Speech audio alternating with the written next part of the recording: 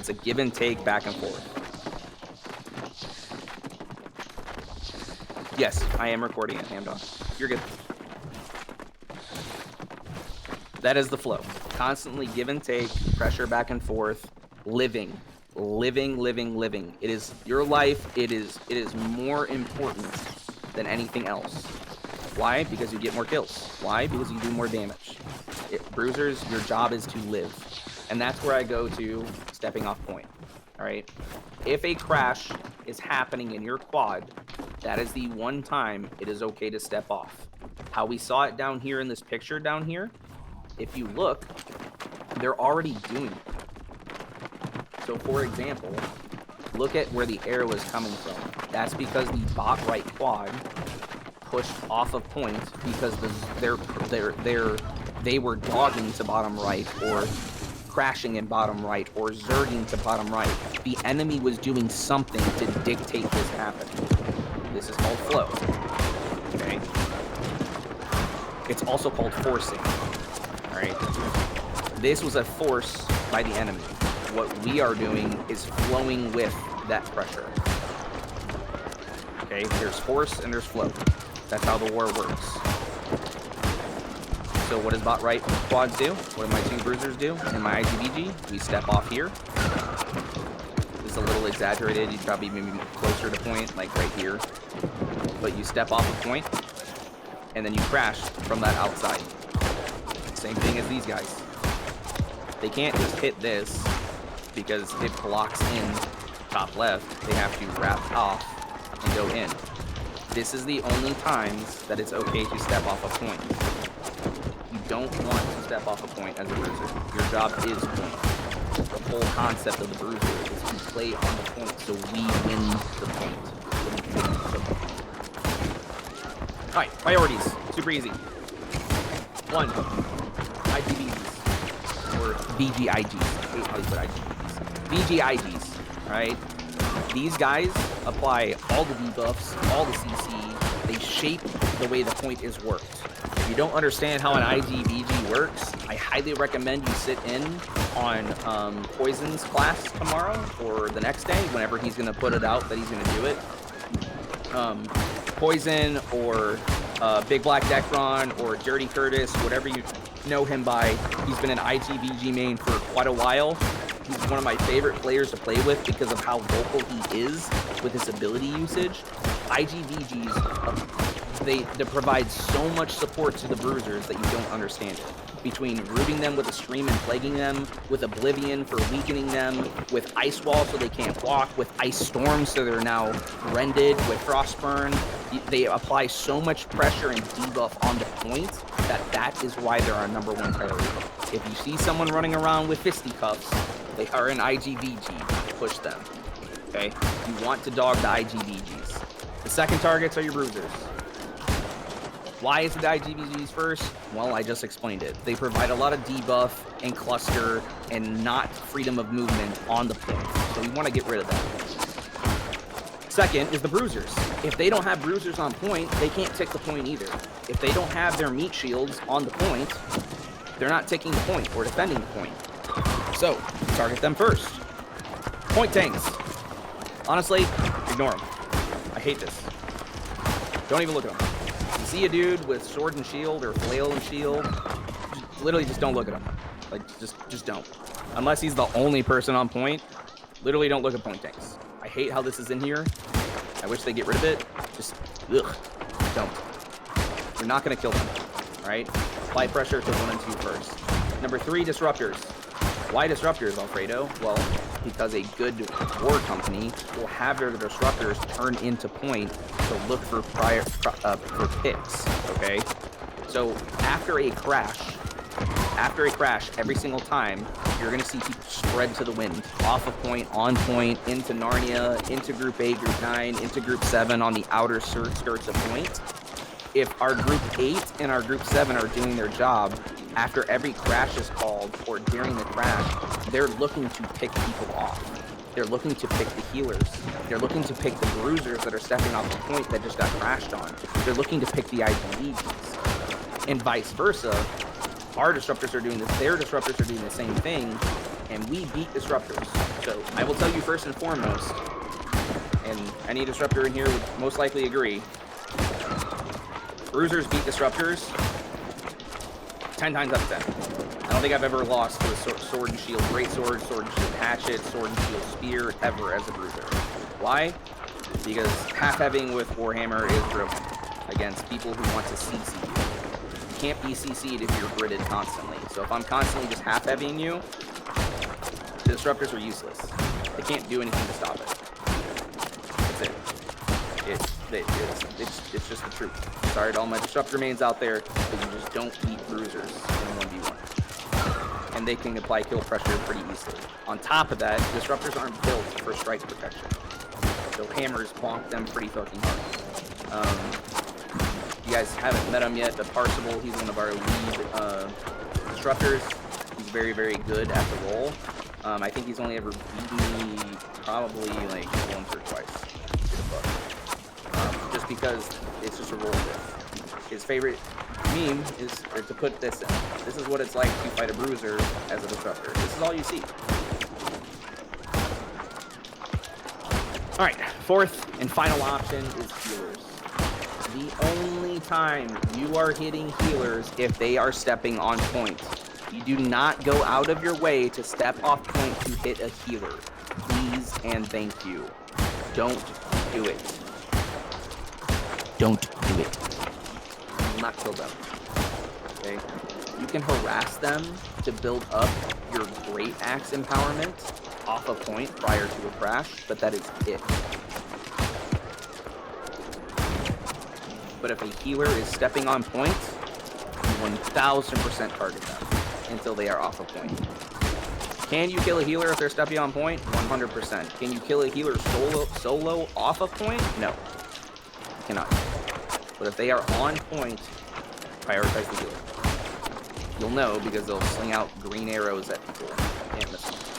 Pretty obvious. Plus they look like they're dressed up to go to a strip club 90% of the time. I don't understand it. Play patterns. Micro. What is micro? Micro is where your individual skill actually plays part. This is how well you play with your team while providing valuable information to your team while having fun. Guys, this is the most important part. Winning is fun. Losing sucks, but it's still fun because you're learning, right? Winning is fun. Having fun is fun. Losing can be fun as long as you're trying your best and you're not tilting. Don't tilt in war. If you're getting your ass kicked, keep it internal, please. If you are losing, keep it internal and soldier on. I cannot stress to you enough, having a positive mental attitude in war is 1000% better than raging. Promise. I have to check myself 24/7 when I'm in war, even when I'm losing or winning, because I get tilted at stupid stuff that people do. Whether it's K6 targeting me because, haha, it's Alfredo, he's friends with us, let's target him, to fire staffs all looking at point because they're just padding because that's all they do, to whatever else you can think of. All right? Please keep a positive mental attitude. If you are going internal, that is okay. Keep it internal. But don't ruin the fun for everybody else because you are having a bad time. We'll talk later about it.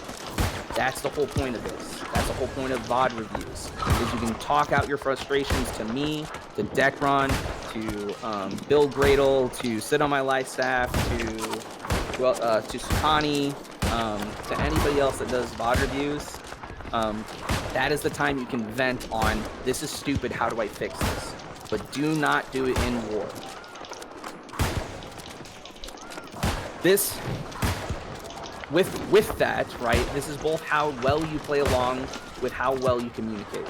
If you are tilting, you can't communicate. And if you can't communicate, you're not having fun. You'd be surprised to see top tier bruisers play. They aren't always mechanically the best, but they calm and react very well. This is where I am at. Okay? Am I mechanically inclined? Yes. I've been playing the role for a very long time. But was I always mechanically inclined? No.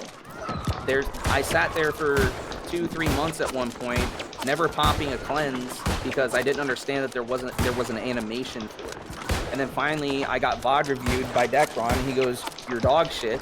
Pop your cleanse because there's an animation. Stop trying to do other things. Stop taking damage." I'm like, oh, okay. And the minute my pop cleanse is the minute I stop dying 6 or 7 or 8 times. Now I'm going 10-0. I'm going 16-3, or I'm going 11-2. Like, I'm doing what I'm supposed to be doing because I fixed one little thing.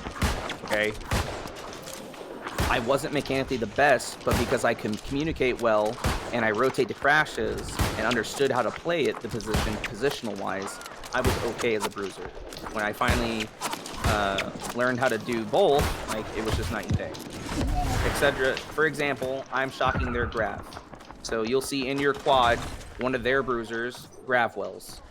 If you're a smart player, you're going to shock their grav well so it stops all of their damage. Shockwave does not always have to be used offensively. If you're getting a train ran on you, i.e. if they are dogging or zerging your quad, one of you shockwave and just walk away.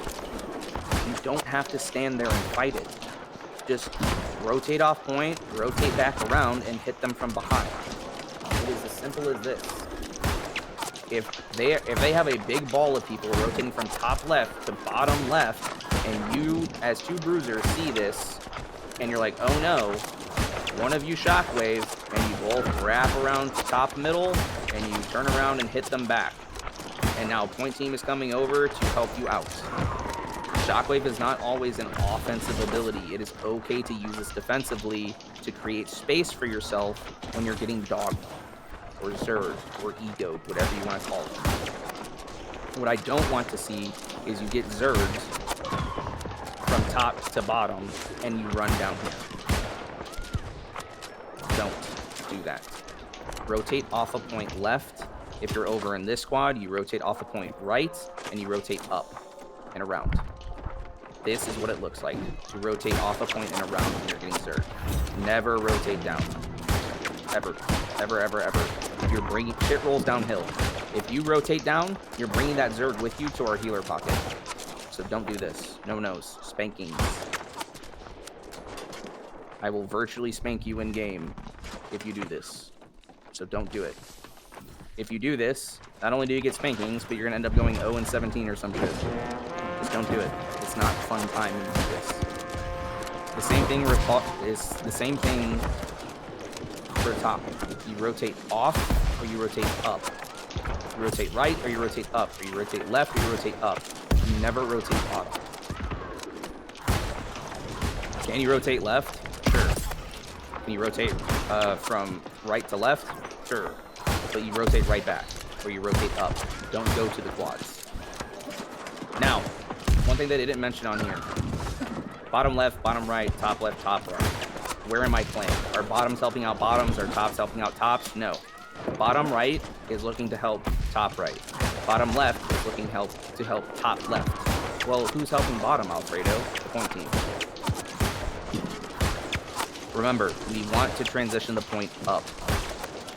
How do we do that? By prioritizing top of point. Now, do you guys, as bottom quads, rotate all the way up to the top quad? No. You fight at the midline. The midline is your top of point as a bot quad. Okay? So the right side bruisers work with the right side bruisers, and the left side bruisers work with the left side bruisers. Please don't get this confused. If you are a weak side quad, your job is point all the time. Because strong side is constantly looking outer to help group 8 win their fight. So they're transitioning from just outside here constantly back to point. So it is your job as weak side to understand that you cannot die. If you ever heard the term weak side, or if you're playing weak side, you just have to survive. That's all you have to do. That's it. There's nothing else that is more important. If you're playing weak side, you just need to live. Okay? Because our strong side is supposed to win. You have 15 plus quad DPS, so 3 other. You have roughly 18, sometimes 19 people over here to their weak side, which is 10 to maybe 12 players. we have to win this. We should win this. And then that means we're sacrificing the weak side. Okay? You need to understand that you maybe have 7 to 9 players on the weak side over here on the outer portion. So, for example, if group 8 is out here, group 7 is their counterpart, but it's a weak side DPS. And there's no one else out here. No one else. The enemy team is roughly going to be the same thing over here. This is their strong side. Now, is it always that case? No. Some people do a 10 and 10 split. And that's okay. Most people do a 15 and 5 split.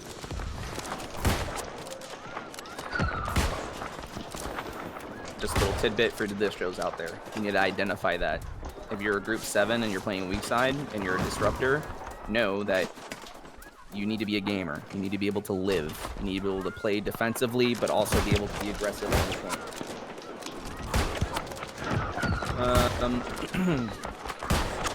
Going to patterns. What is macro important? Stamina management. Get used to doing 2 to 5 lights with a great axe between dodges. So basically what that means is you're auto-canceling. Sometimes people are going to move, so you have to be able to know how to cancel that. And I will show you in the game what that kind of looks like. Does anybody who's wanting to play Bruiser, do you know what a half heavy is? This is not an insult to your intelligence. I'm just getting everybody's baseline of if they understand how to do this. Yes, yes. Everybody else that wants to play Bruiser, do you know what a half heavy is? Yes. Okay, beautiful. That is your bread and butter. Practice it, learn it, love it, live it. You're going to realize it's a lot harder to pay attention if you're trying to half heavy in a war versus just out in the open world practicing it. Stamina management is key. Do not iframe if you don't have to. What is iframing? Dodging. That's it. Iframing is dodging. When you iframe something, you're invincible in that frame. Meaning if I dodge a shockwave, the shockwave cannot hit me because I timed my dodge correctly. If I have any Dark Souls enjoyers out there, Sekiro, whatever other games that require mechanical skill, you understand what iframing is, and you understand that it's the same concept in movement. Do not just dodge around to dodge around. I constantly harp on certain players, I'm not going to call out names, for just rolling just for the sake of rolling. Don't do it. It's not good practice. You dodge to cancel an animation, you dodge to avoid an ability, or you dodge to create space from a crash. That is it. There is no more jumping out anymore. Do not use the jump mechanic. It's not a thing. Just use your stamina bar. Use your stamina bar and be cognitive of how you consumes. Your regeneration serum or regeneration potion should be on cooldown the majority of the war. I think for the most part, I go through roughly 40 to 50 regeneration serums or regeneration potions a war, because I am constantly on cooldown for it. Now, if we're not fighting, don't use them. But if you're on point as a bruiser, that thing should be on cooldown 24/7. I should never see it on your bar not on cooldown. Okay? You should always be using it. It's free health that you're going to be using. You never know if you're going to be getting hit with a fire staff, an ice storm, an oblivion, a scream, a stagger. You don't know what. You always want to be full health 24/7 because you never know what's going to happen. Along with the consumes, your cleanse potion. You guys are going to, once we start doing wars, you're going to see it. I'm going to circle your cleanse pod every single crash. If it's used, good job. I'm proud of you. I'll say it. If you don't use it, sad face, I'm not proud of you. Okay? But for the most part, consumes are important just as much as stamina. Please identify those. The most important, if I wanted to put things in order, number 1, number 2, number 3, number 4. Play your life. If you are doing number 2 and number 3 and number 4, playing your life is easier. But playing playing your life as a bruiser is the most important thing that you can do. Does this mean that I want to see in your VODs when we start warring that when I mean play your life, well, Alfredo, I didn't die this war. Well, yeah, man, that's because you were already the fuck out here. No, you need to learn how to play on point with your life. And you need to understand when it's okay to step off a point to play your life and go right back onto point. It is never good if you are constantly out here for a majority of your war. Do not do this. At most, your range of coming off and going on point is roughly 5 to 10 meters off the point in any direction. If you go outside that little pizza crust, that 5 to 10 meter pizza crust off a point, no use. Don't do it. Okay?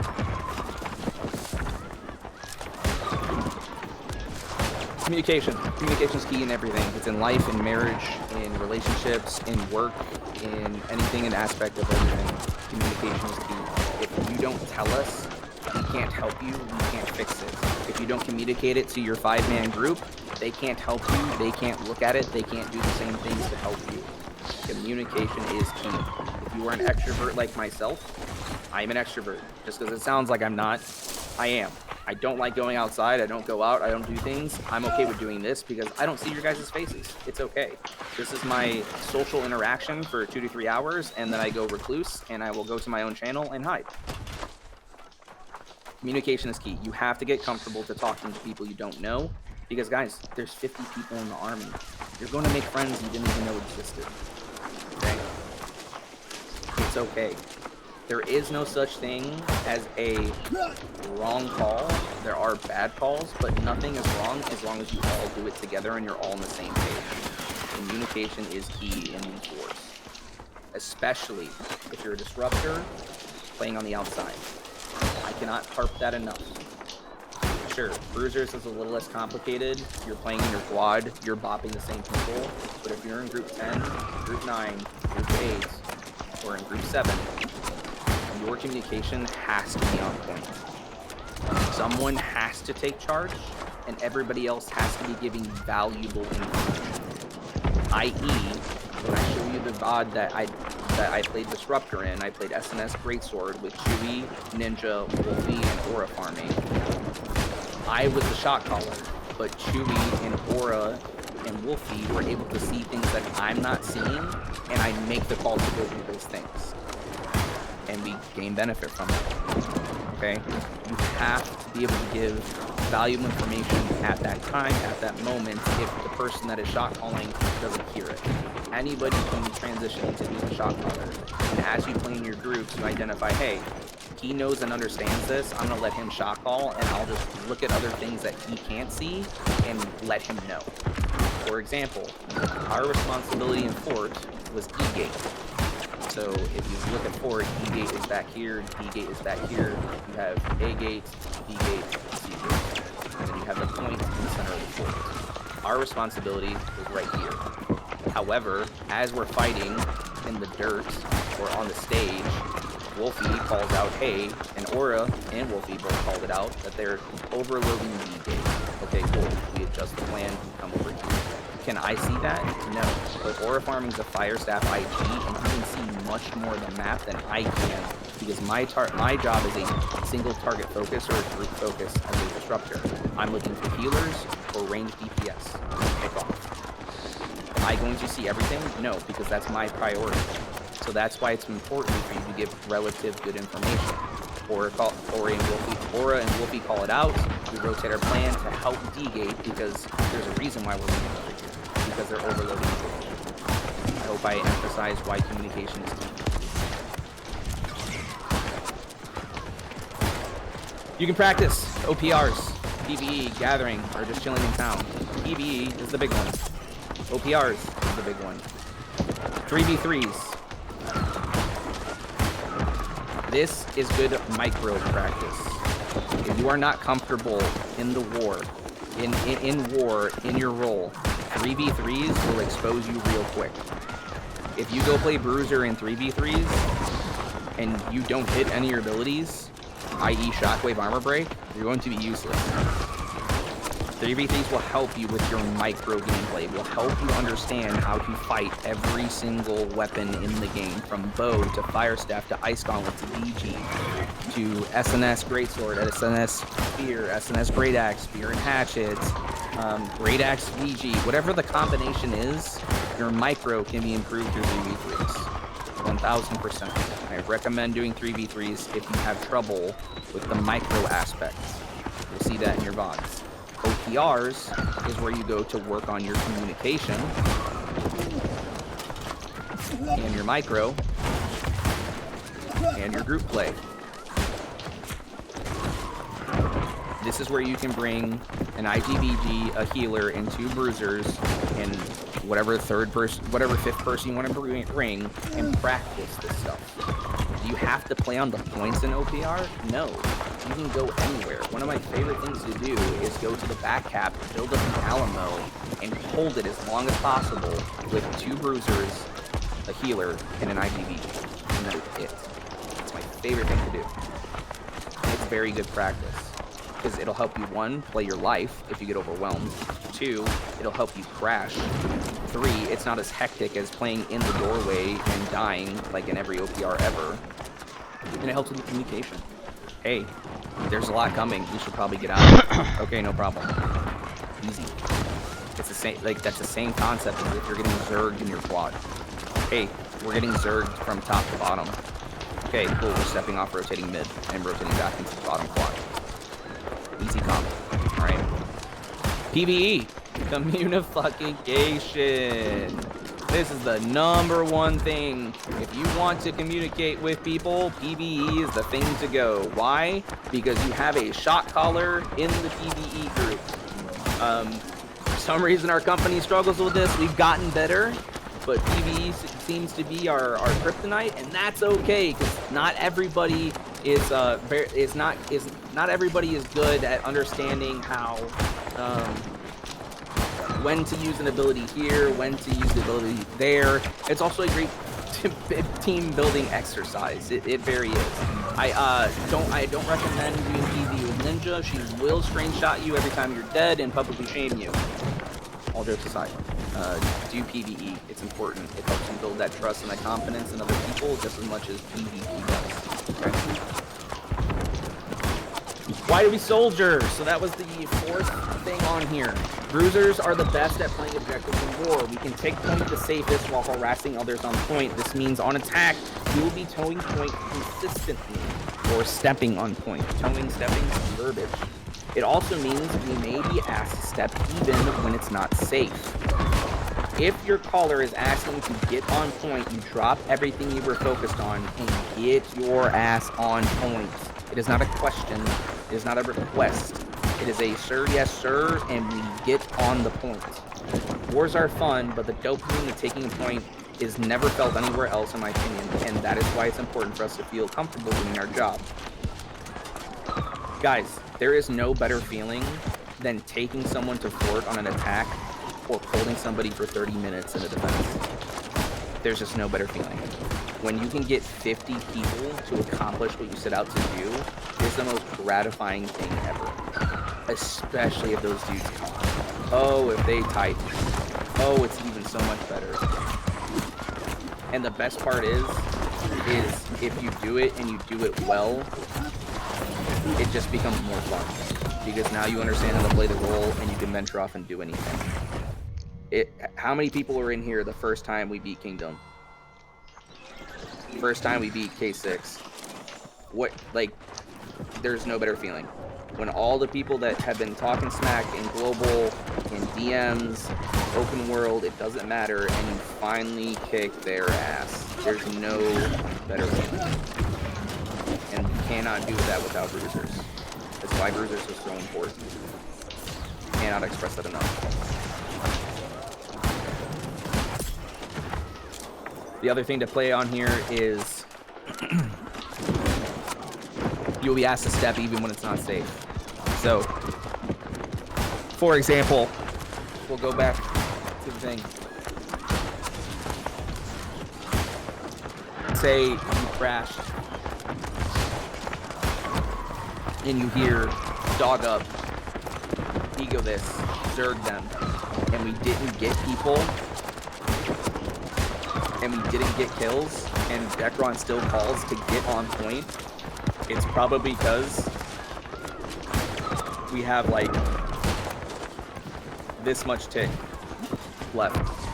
We'll say we have 90% tick. We have this little sliver right here, and we didn't win the crash, but we're still ticking because we have more people.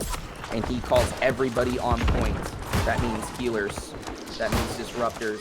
That means IGVGs. That means fire staffs. That means fucking bow players coming from Narnia with their hatchet in hand run to point. That means anybody from weak side. It does not matter. Step onto point so we can fill this circle in and win the point. Who cares if you die? I don't play war for KDA. I play war to get the fucking point, to get the fort, and win. That's what I care about. Your KDA and everything like that will come second if you play correctly and do this right.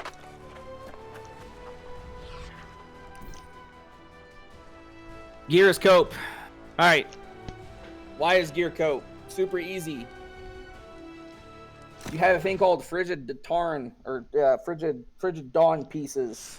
Elemental, or Enchanted Ward Elemental Aversion, and then a thrust, or a slash conditioning on it, or a strike conditioning on it. You literally have the best armor in the game at 700 gear score. 700 gear score with those 3 perks is better than a 725 gear score with just Enchanted Ward. Gear is cope. There are 700 pieces out there. There is a 700 gear set build for Bruiser that is better than whatever Bruiser build you can come up with.